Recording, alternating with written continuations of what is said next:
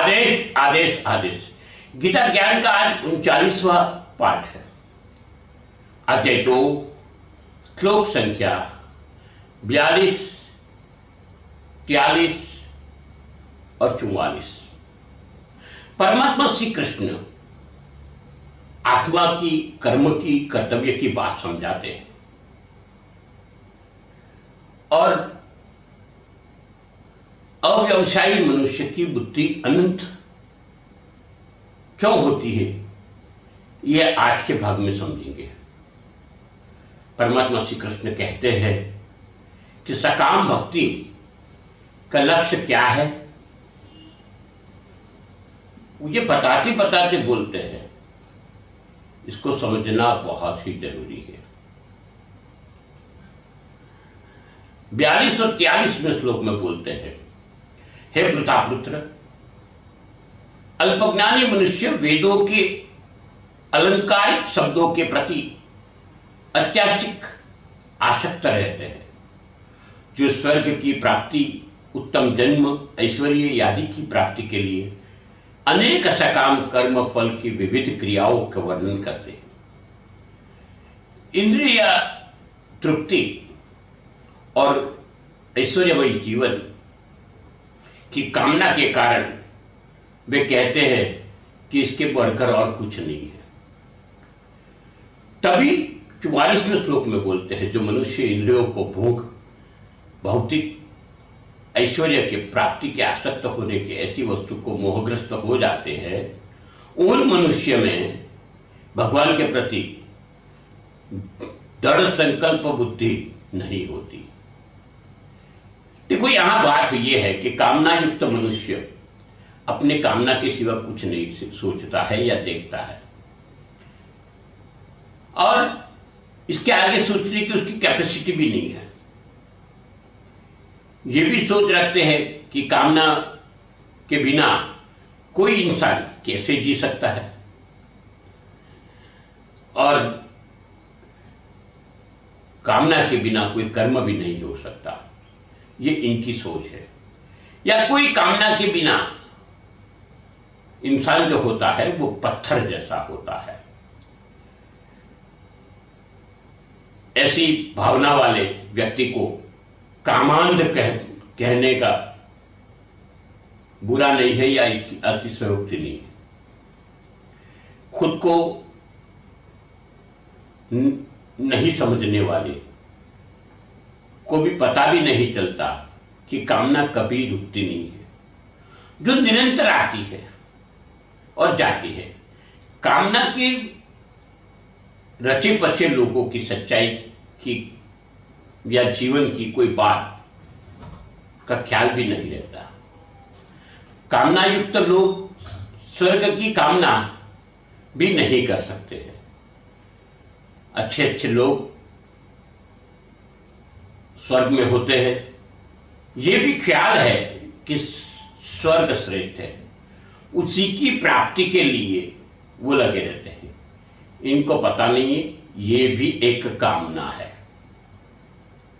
कबीर जी कहते हैं कि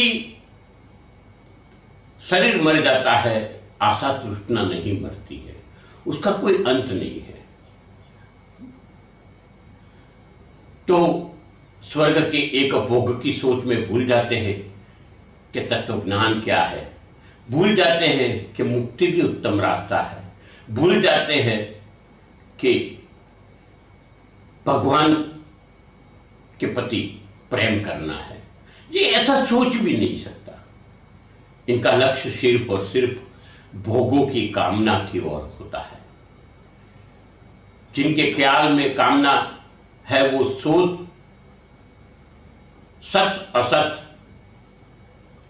नित्य अनित्य, विनाशी अविनाशी की सोच भी नहीं सकते, और वेदों के बारे में कुछ नहीं जानते। हकीकत में याद है कि चंद श्लोक लेके बैठ जाते हैं, चंद चौपाइयाँ लेके बैठ जाते हैं और बात करते हैं बड़ी बड़ी, और इसकी मोहपास में दुनिया चलवा जाती है। हकीकत में भोग की वाणी या तो मीठी वाणी के अंदर रहने वाले, इनको सब कुछ अच्छा लगता है, पर पत्थर कुछ और है और सत्य भी कुछ और है। ये तो सिर्फ दिखावा है, पर मूल स्वरूप की बात तो, या तो मूल फल की और पहुंचने की बात तो ये सोच भी नहीं सकते। ज्यादातर लोग जन्म लेने के बाद भोग की ओर दौड़ते हैं। मन मरे माया मरे, मर जाए शरीर, आशा तृष्णा न मरे, कह गए दास कबीर। क्योंकि इनके मन में भोग विलास के सिवा कुछ नहीं होता है और इसके कारण राग के शिकार बन जाते हैं। अनुष्ठान करके मन को संयम में रखने की जगह कामना के चक्कर में फंसते हैं। हमें स्वर्ग की बातें, अप्सरा की बातें या तो अनेका प्रकार के भोग के ख्याल में राचने की बात आती है। हम स्वर्ग शब्द, स्पर्श शब्द, रूप, रस, गंध, 5 विषय, 5 कौन से फिर से बोलता हूं, स्पर्श शब्द, रूप, रस और गंध, 5 विषय, आराम, मान और नाम की बढ़ाई, ये सुख भोगने की निशानी है। मकान होना, गाड़ी होनी, रुपया होना, पैसा होना, ये सब कुछ ही सर्वस्व मानते हैं और इसकी ओर खींचते रहते हैं और इसी खिंचाई को माया कहा गया है। माया के जाल में फंस जाने के बाद ऐश्वर्य तो समझते नहीं है, वासना बढ़ती जाती है और वासना पैसे की होती है, वासना कर्म की होती है, वासना भोग विलास की होती है।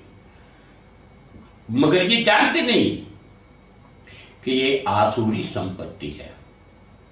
मनुष्य देह जिसके कारण प्राप्त हुआ है, वो मनुष्य देह परमात्मा को प्राप्त करने के उसी से बहुत दूर चले जाते हैं, भोग के अंदर डूब जाते हैं और भोग विलास के सिवाय कुछ नहीं दिखता। और ये भी सोचते हैं कि मैं विद्वान हूं, दूसरे किसी की सुनते नहीं है और यही सोच में रहते हैं। आसक्ति वाले लोग मनुष्य परमात्मा के प्राप्ति के बारे में सोच भी नहीं सकते। हम हमेशा इसी प्रक्रिया में जीते हैं। हमारी सीमितता ये है, हमको भोग दिखता है, हमको वासना दिखती है, हमको कर्म नहीं दिखता, हमको भगवान की प्राप्ति के बारे में नहीं दिखता। आगे के सप्ताह में इसके बारे में सोचेंगे और आगे परमात्मा श्री कृष्ण और कुछ अर्जुन को कहते हैं सुनते रहेंगे। हमारे से जुड़ते रहिए। इस चैनल को सब्सक्राइब करिए, इस वीडियो को लाइक करिए।